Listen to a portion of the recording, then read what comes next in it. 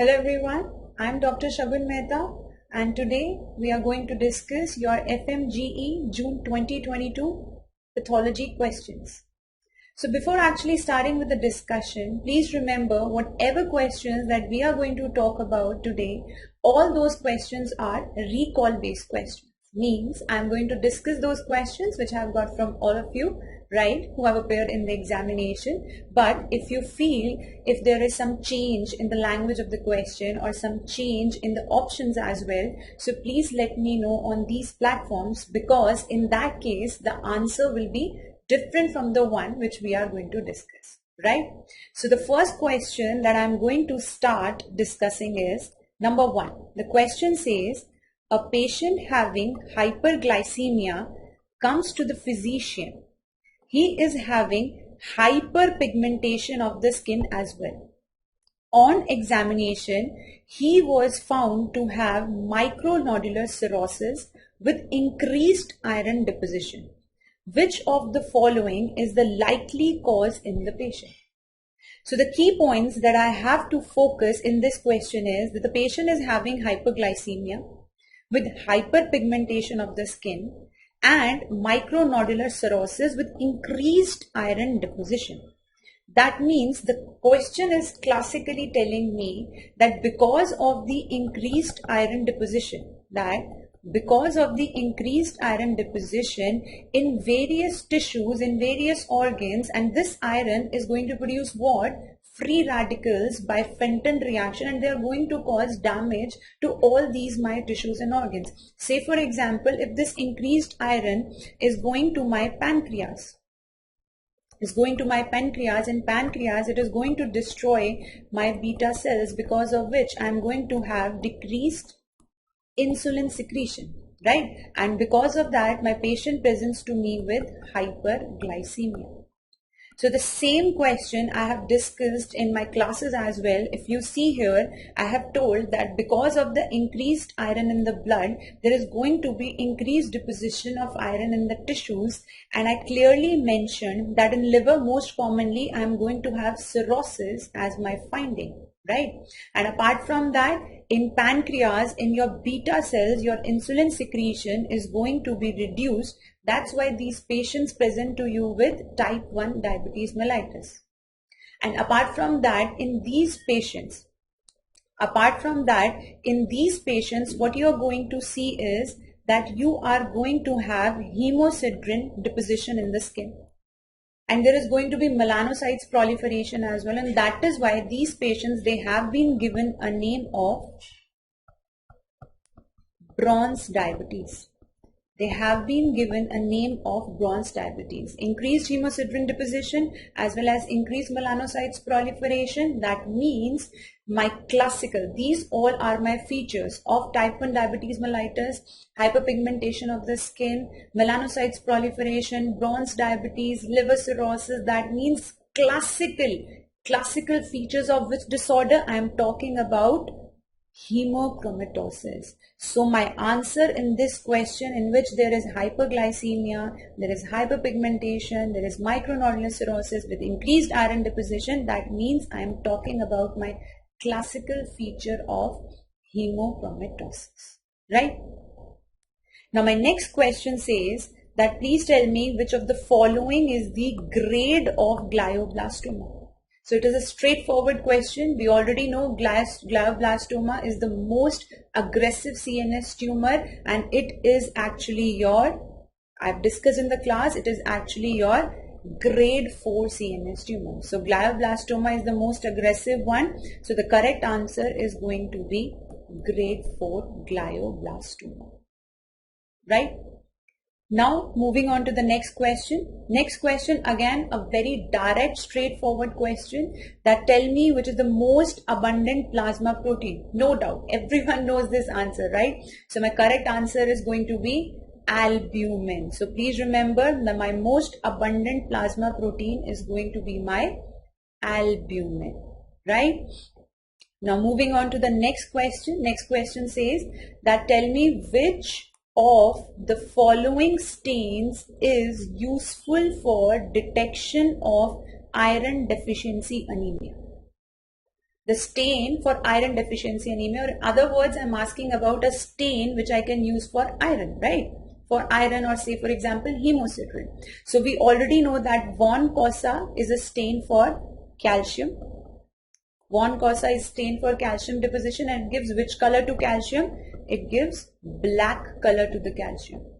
Next, alizarin red S. It is also a stain. It is also a special stain that we use for calcium, and it gives red color to the calcium. And new methylene blue is a stain which we use for reticulocytes. So my correct answer in this case is going to be my Pearl's Prussian blue stain, which I use for iron, right? This is a special stain I use for iron. Same I have discussed in my class, and in my class I usually show these images. That please see in this particular image, this is a von Cosa stain in which I am having black deposition, in which I am having black color calcium deposition, and this is your alizarin red S. All these red is going to be your calcium deposition. And see here, this is your Pearl's Prussian blue stain, giving what color to iron? Giving blue color to the iron. Giving what color? Giving blue color to the iron, right? Now moving on to the next question. Next question. Yes, the answer is Pearl's Prussian blue stain, right? Now the next question. Next question is that a child got a sting bite, after which he was presented with hypotension, edema and breathlessness. Which of the following antibody is responsible for this? So from the question, I am getting a clear-cut idea of a scenario of immediate type of hypersensitivity reaction. I'm going a clear-cut idea of immediate type of hypersensitivity reaction, or I will say my type 1 hypersensitivity reaction, which is actually my IgE mediated hypersensitivity reaction, right? So my correct answer is going to be my IgE mediated hypersensitivity reaction. Okay. Now the next question is that ground glass hepatocytes. Ground glass hepatocytes are seen as a histological finding in patients with. So please remember, in my class I always tell this, that yes, in patients of, that I always tell yes, that in patients of acute hepatitis on histology, yes, I am going to have ballooning degeneration. I'm going to have my infiltrate, inflammatory infiltrate as well. I'm going to see all these features, and apart from that, I will have Councilman bodies as well. I see all these features in acute hepatitis, and in chronic hepatitis on histology, I will have, yes, intense lymphoplasmacytic infiltrate, that is the infiltrate of chronic inflammation. Apart from that, what else I see? I see bridging fibrosis. Apart from that, I also see interface hepatitis, right? What is interface? Where my hepatocytes meet my potrotride in that particular area, which is also called as limiting plate. I see inflammation. Now these are the features of normal acute and chronic hepatitis on basic microscopic examination or histology. And I always mention that the feature which is classically seen in chronic hepatitis B infection, I always mention that the classical feature which you are going to see only in chronic hepatitis B infection is the ground glass appearance of hepatocytes. And if you see, these are your normal hepatocytes, and this is how the ground glass appearance of hepatocytes look under your microscopy. So the question was asking me that please tell me the ground glass hepatocytes are seen as a histological finding in patient with, and my answer is going to be hepatitis B infection, right? Now moving on to the next question. Next question is again a straightforward direct question, that in a patient suffering from myasthenia gravis, the type of hypersensitivity which you are going to see. So we know that myasthenia gravis is an autoimmune disorder, right? And in myasthenia gravis, I am going to have antibody mediated hypersensitivity reaction, and that is going to be my type 2 hypersensitivity reaction. So it's a clear-cut, straightforward question that myasthenia gravis is an example of type 2 hypersensitivity reaction, right? Now moving on to the next question. Dystrophic calcification. The question is asking about dystrophic calcification is seen in which of the following? So we always read in the class, I always tell in the class that your calcification is of two types. One is your metastatic calcification and another one is your dystrophic calcification, right? And I always say D for dystrophic and D for dead degenerated tissues. Because dystrophic calcification is seen in dead degenerated tissues, whereas metastatic calcification is seen in the normal tissues, right? And in those calcification, I always tell you the examples of dystrophic and metastatic calcification. So what I always say that the classical example of dystrophic calcification is your atheroma, right? Your Samoma bodies, your Monckeberg's medial sclerosis, whereas your metastatic calcification, classic example, hyperparathyroidism, your renal cell carcinoma, right? So the question again asks me what? Question is asking me कि मुझे dystrophic calcification कहाँ मिलेगा? Where I'm going to see dystrophic calcification?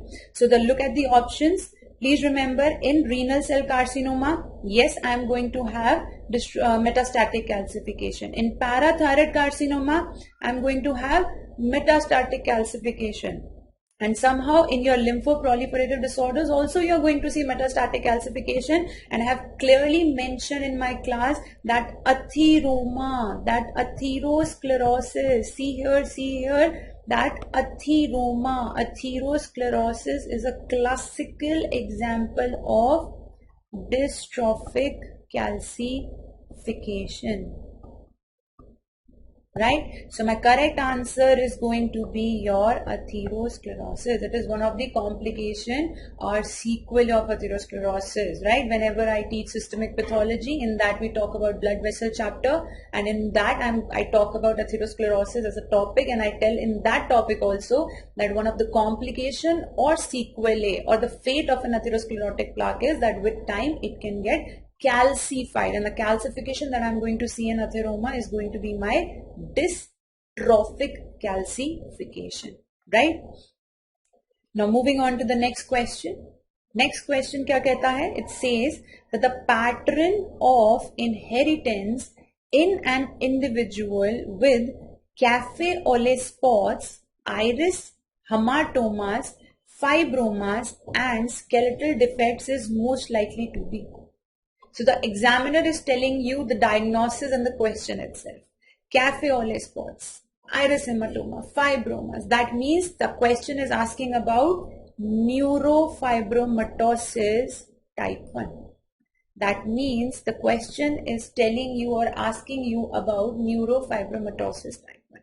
And whenever I teach genetics, I always mention that there are various mnemonics that I have made to remember the genetic inheritance of these disorders, and in autosomal dominant disorders I particularly mention that you can remember important AD disorders with the mnemonic a dominant very funny human.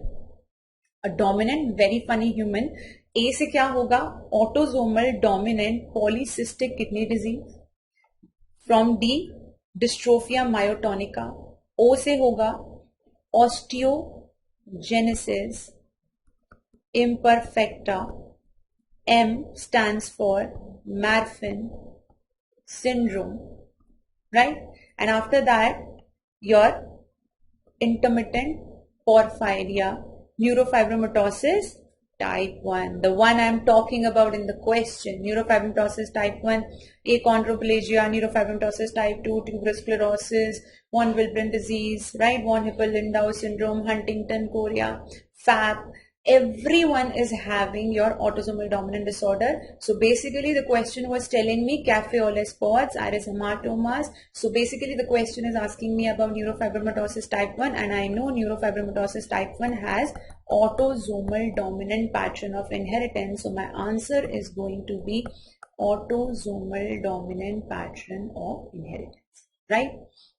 Now moving on to the next question. Next question is asking me that the pattern of inheritance seen with neural tube defects is. So we already know that my neural tube defects, they have a multifactorial inheritance, and by multifactorial inheritance I mean to say that there is role of genetics. I always tell in genetic disorders that multifactorial inheritance means that there is role of genetics along with the role of environmental factors. So basically there can be role of folic acid or some anti-epileptic medications along with the genetic factors. So there is going to be a multifactorial approach. There is going to be a multifactorial inheritance. So my correct answer is going to be multifactorial inheritance of neural tube defects, right? Now I'm moving on to my next question. Next question is asking me that which of the following options is a cause of macrocytic anemias in India, right? And in my class I always say that I have made some mnemonics for micro, macro and your normocytic anemias. So basically for microcytic anemias I have a very famous mnemonic, SITA, SITA.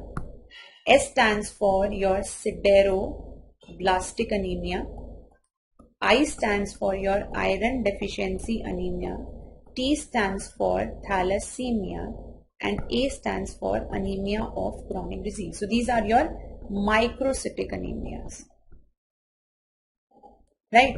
So basically inflammatory diseases, micro, thalassemia, micro, iron deficiency, micro. So my correct answer that the cause of macrocytic anemia is liver diseases.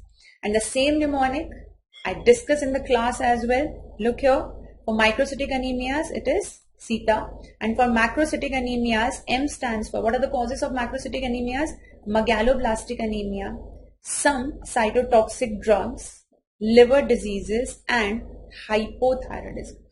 So all these are my causes of macrocytic anemia, and in this particular question, if I look at the options, my correct answer is going to be my liver diseases, right?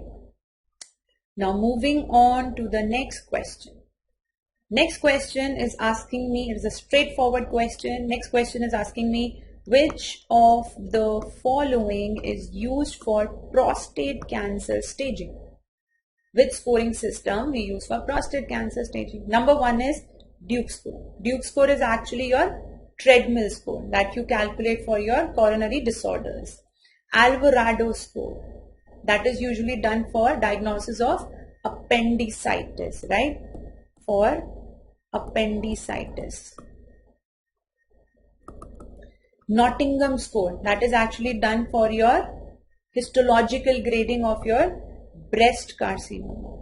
And please remember, Gleason scoring is the scoring system that we use for prostate adenocarcinoma. So my correct answer is going to be your Gleason scoring system, right? Moving on to the next question. Next question is saying that there is a 10-year-old presenting with skin rashes on the lower limbs, pain in the joints and lower abdominal pain. Which of the following is the most likely cause of the manifestation seen in the patient? History in the question is telling you the diagnosis, because this is a classical history of HSP. That is your Henoch-Schönlein purpura. In Henoch-Schönlein purpura, in almost 100% of the patients, you are going to have skin rashes. You are just going to have skin rashes. You are going to have lower abdominal pain in these patients because of the vasculitis in GIT. And this pain in joints is an inflammatory response. So this is a characteristic feature of Henoch-Schönlein purpura patient, right? Now, Takayasu Arteritis, we all know it is a pulseless disease. In this, the patient is going to majorly present to you with pain and fatigue in arm. And if you feel the upper limb pulses of the patient, the pulses are going to be very weak and feeble. That's why it is also called as pulseless disease. Now, Kawasaki generally seen in infants, right? They are generally seen in infants less than 4 years of age, and mostly these children, these infants, they are going to present to you with arrhythmia. In Kawasaki, they are going to present to you with arrhythmia, with conjunctival congestion,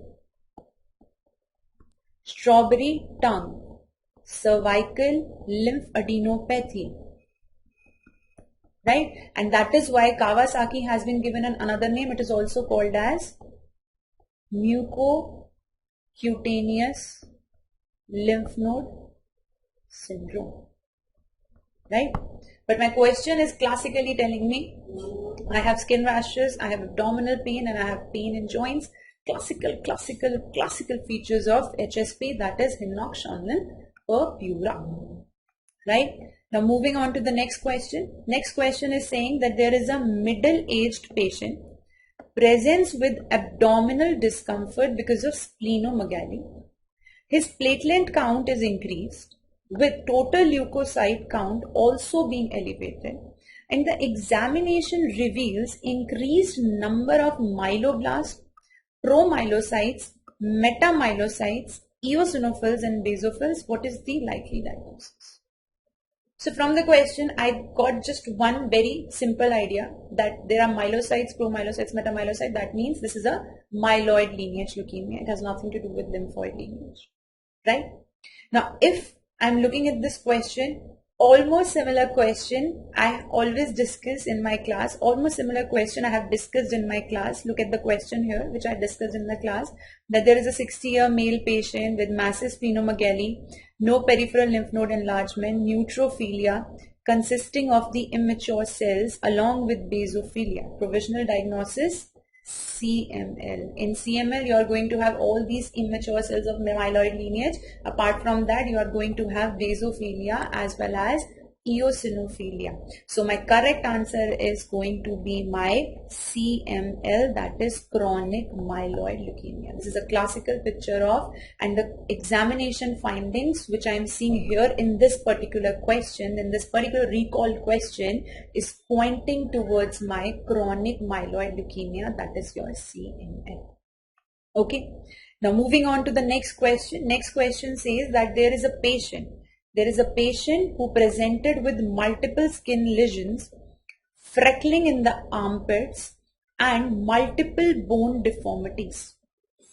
On history taking, it was revealed that the disease was also present in the patient's grandmother of paternal side and his father. What is the type of inheritance of the given disease?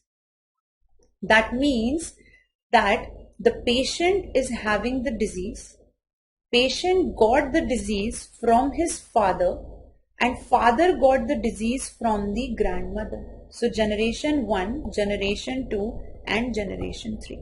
So that means all the generations are affected.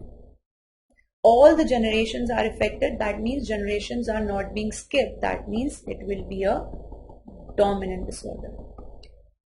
Next question, looking at the gender. Females also affected, males also affected. So it is going to be a autosomal dominant pattern of inheritance. So my correct answer is going to be my autosomal dominant pattern of inheritance. So in this particular question, with all the information that is given here, my correct answer is going to be with this information, autosomal dominant. So now here, for further questions, for further future examination question, a very important point which I always tell in my lectures, and I am going to repeat that point here, is that yes, in this particular scenario, I am very happy with my answer being autosomal dominant. But please remember, whenever I am finding autosomal dominant, there is a confusion with the X-linked dominant inheritance as well. Now, how to actually clear the confusion? Now look here, this is the pedigree which I show in the class, in which all the generations are affected. males are also affected, females are also affected, classical autosomal dominant pattern of inheritance, right? But if you want to differentiate your autosomal dominant with X-linked dominant, just an extra piece of information that I want to give all of you is that if you see in this particular pedigree, first of all, first generation affected, second generation affected, third generation affected, fourth generation affected. That means all the generations are affected. So it is going to be a dominant disorder. It is going to be a dominant disorder. Next, I looked at the gender. Males are affected, females are affected. So it should be autosomal dominant, right? But please, please, please look at this pedigree carefully, that whenever I teach X-linked dominant pattern of inheritance in my class, I always say that I have to look for two rules when I'm looking at the pedigree of X-linked dominant. What are those two rules? Number one, please remember in X-linked dominant disorders that father will give this disease to all the daughters, whereas mother will give disease to 50% of the offspring. Just remember that, please. So if I see here, father is having the disease, and this is 1, 2, 3, 4. So out of 4 offsprings, both the daughters got the disease. When mother is having the disease, right, 1, 2, 3, 4. Out of 4 offsprings, 50% of the offspring got the disease. So this is a classical pedigree of X-linked dominant inheritance, right? Now, moving on to the next question. So this was just an extra additional information for your future MCQs, right? So my next question. So the next question is that which of the following is most important for the transition of a cell from G1 to M phase? Right. So basically I've got some questions in some students are telling me it was G1 to S phase, some saying G1 to M phase. So basically this is actually asking about that whatever my first CDK or cyclin, that is going to be my most important CDK or cyclin combination for actually starting my cell cycle, for my most important transition of my cell to go through this entire cell cycle process. So whenever I teach about the cell cycle, I always say that my cell cycle is regulated by two people. Number one, cyclins, and another ones are your CDKs, yani ki cyclin dependent kinases. And these cyclins and cyclin dependent kinases, they cannot function alone. They always function in combination with each other. So basically they form a complex and they work according to that. And this is actually the exact combination, and this is actually the sequence of the occurrence of these combinations in the cell cycle. So these are my combination that my cyclin D forms a combination with CDK4/6, cyclin E with CDK2, cyclin A CDK2, and cyclin B CDK1. And this is actually the sequence of the occurrence of these combinations in my cell cycle. First my cyclin D4/6 comes, then cyclin E2 comes, then cyclin A and 2 comes, and then cyclin B and 1. So if the question are asking me most important one, so my correct answer in this particular scenario, in this wording of the question, is going to be cyclin D and CDK4. So cyclin D, CDK4, my first cyclin and cyclin dependent kinase combination, and my most important as well, right? Now moving on to the next question. Next question which I have got from all of you is that the exam mein kya question tha, that most common lung carcinoma. And I always tell in my classes that previously the most common lung carcinoma was squamous cell lung carcinoma, because it was because of the crude variant of the tobacco, which directly goes and sits in the bronchus of the patient and gives me a central SCC lesion. Whereas nowadays the most common cancer in India and worldwide is your adenocarcinoma, which is actually because of the filtered or the fine variant of the tobacco, which just goes and sits in the alveoli, giving me a peripheral lesion of adenocarcinoma lung. And in fact in women also, most common lung carcinoma is adenocarcinoma. So in this particular scenario, today's world, today's India, if the question is asking me most common lung cancer, my answer is going to be adenocarcinoma of lung, right? Now moving on to the next question. Next question is asking me that there is a middle-aged man showing Benz-Jones protein on urine examination, X-ray examination showing lytic lesions in bone, which of the following protein will be high in this condition? So from this history, classical history, Benz-Jones proteinuria, multiple lytic lesions of bone, that means the question is asking about multiple myeloma. And we know multiple myeloma is a plasma cell disorder, right? Monoclonal plasma cell disorder. And we know in multiple myeloma, I am going to have M protein, right? I am going to have M protein where M stands for monoclonal protein. And in these patients of multiple myeloma, if we do serum protein electrophoresis, now this green is actually the normal serum protein electrophoresis, yani ki in the normal person on serum protein electrophoresis, I am going to have 5 peaks. So the green color here is the normal. That means 1 peak, 2 peak, 3 peak, 4 peak and 1 peak, 2 peak, 3, 4 and 5. This first peak is of albumin, then alpha 1, alpha 2, beta, and this is your gamma. This is actually a normal serum protein electrophoresis. Now if I look at a person of multiple myeloma, so if I am looking at a person of multiple myeloma, so I am going to have albumin, alpha 1, alpha 2 and albumin, alpha 1, alpha 2, beta, and I am going to have a M spike in the gamma globulin region.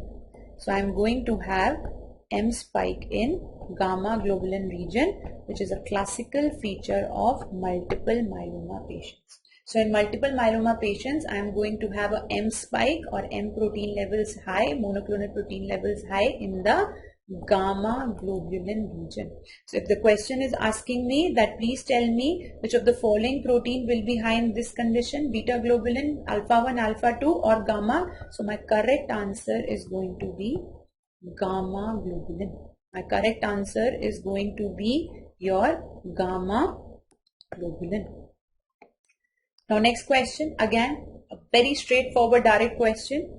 When symptoms are present other than the local site of the tumor, this is a classical definition of paraneoplastic syndrome. Say for example, hypercalcemia, which is the most common paraneoplastic syndrome. This is seen in patients of squamous cell lung carcinoma or breast carcinoma. So in patients of squamous cell lung carcinoma, breast carcinoma, I see hypercalcemia as a paraneoplastic syndrome, which is because of the increased levels of parathormone related peptides. So this is a classical example of paraneoplastic syndromes, right? A straight direct question. Now the next question asks you, a young male unable to conceive presents with clinical features of tall stature, gynecomastia, scanty pubic hair and testicular atrophy. Which of the following is the most likely diagnosis in this individual? So if you look at Down syndrome, what is Down syndrome? That is your trisomy 21, right? And Down syndrome baby usually presents with mongoloid facies. Mongoloid facies means your flattened nose, right? Flattened nose, flattened face, upward slanting of eyes, open mouth, macroglossia, simian crease, sandal toe. All these are features of a mongoloid baby or a Down syndrome baby. Turner syndrome is your monosomy X. That is your monosomy X, and a typical Turner female will be a short stature female, right? With webbed neck, widely spaced nipples, right? And the most important is that this female is going to have streak ovaries or the rudimentary ovaries, right? And these females present to you with primary amenorrhea. And this correct exact definition, the exact clinical features that I'm going to see, that I'm seeing in the question is tall stature, gynecomastia, scanty pubic hair, testicular atrophy. That matches my absolute Klinefelter syndrome. Extra X chromosome in a male is your Klinefelter syndrome. So if you look here, I always tell in the class that a typical Klinefelter male is a tall male with long arms, long legs, gynecomastia, and very important, testicular atrophy. So the correct answer, the correct clinical feature matches with my Klinefelter male. Right? So this was all regarding your pathology questions in your FMGE exam. So thank you so much.